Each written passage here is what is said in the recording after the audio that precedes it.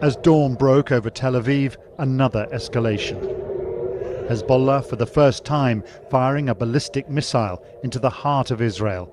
Just one missile easily shot down, but an unmistakable signal of defiance from Hezbollah. Israel also has escalation in mind. The head of the army visiting troops close to the northern border, telling them to get ready to fight inside Lebanon. Israel has hit more than 2,000 Hezbollah targets here in Lebanon over the last few days. Waves of airstrikes hitting rocket launchers, weapons storage sites and other infrastructure.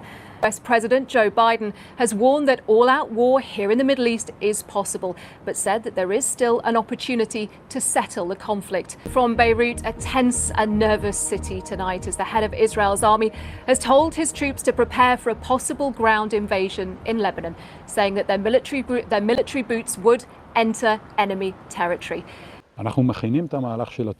We're preparing the process of a maneuver, which means that your military boots will enter enemy territory, enter villages that Hezbollah has prepared as large military outposts. Anna, from early morning until late tonight, Israel has continued pounding targets here. About 60 locations have been hit in the course of the day. Now, here in Tyre, we've heard loud explosions and plenty of ambulances. And in the past few moments, just before we came on air, we again heard the rumble of distant blasts. 50 people have been killed today, added to 550 killed on Monday. War is taking hold. His words come amidst increasingly intense attacks on both sides. The Prime Minister, Sir Keir Starmer, has warned British nationals still here in Lebanon to leave. Today, at least 51 people are reported to have been killed here in Lebanon and more than 200 injured.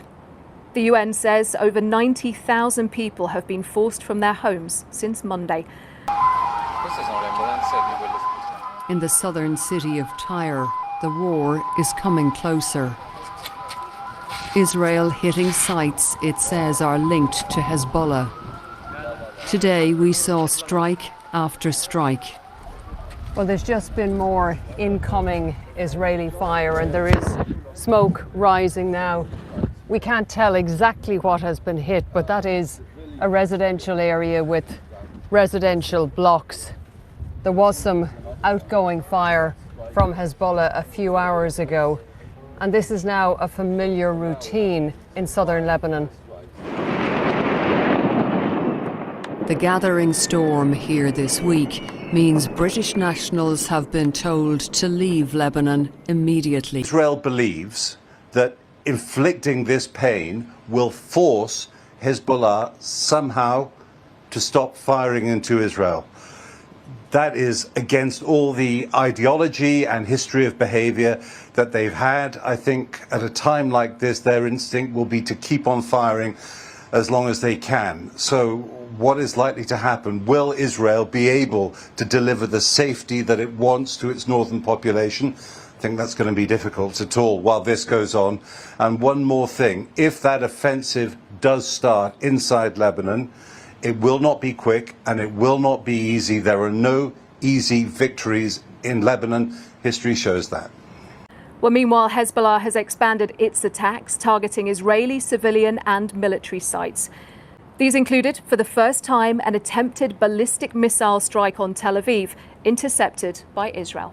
Israel's Prime Minister Benjamin Netanyahu, who is about to take his case to the United Nations, has said that Israel is inflicting blows on Hezbollah that the group could never possibly have imagined. His top general has spoken publicly for the first time about the possibility that Israeli troops may soon be operating on the ground inside southern Lebanon. Tanks have been seen moving north and reservists are being called up, but nothing looks imminent. For now, it's mostly a threat. But its purpose is clear: to allow civilians to return to border communities evacuated a year ago. Places like Kiryat Shmona, hit by hundreds of rockets since last October, now mostly empty. The buses are still running, but there's no one on them.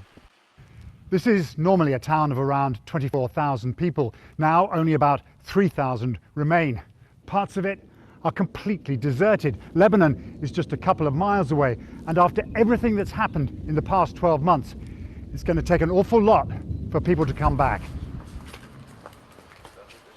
The army says 800 buildings have been damaged here, many of them family homes.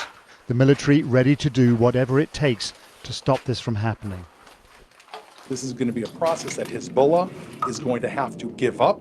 The only way these people are ever going to come back home is if Hezbollah is nowhere even close where they can shoot at them again. As we prepare to leave Kiryat Shmona, another reminder of the danger Hezbollah still poses. Israel's air defences are formidable, but the rockets keep coming.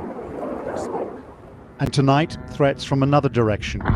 Pro-Iranian militias in Iraq claiming a drone attack on the southern port city of Eilat.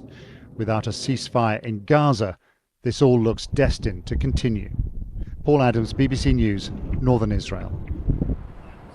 And tonight, these men wonder if they might be next to be bombed.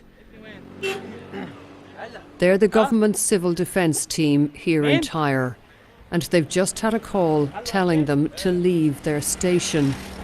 An Israeli voice claimed there was a Hezbollah target nearby.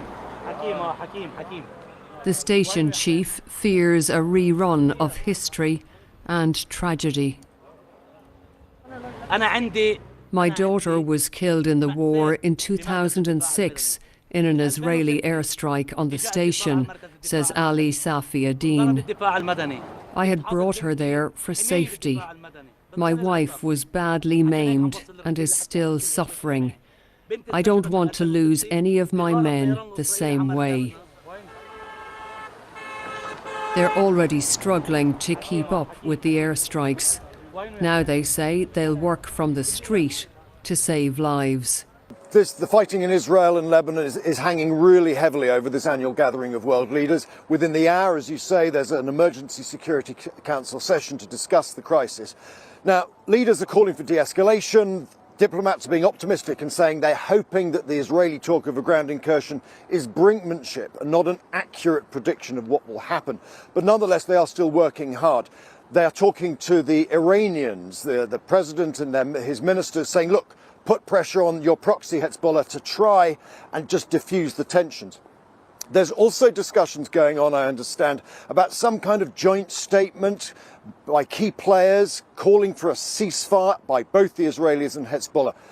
The Foreign Secretary, David Lammy, made this call last Thursday. There are signs other countries may be more willing to agree with this. The crucial question is whether the Americans sign up to it, because they are the country that have crucial leverage over Israel. There's also talk that maybe this statement will be linked somehow to the situation in Gaza and talk of a ceasefire there. So it is early days, but diplomatic gears are grinding here in New York to try to prevent a wider regional conflict.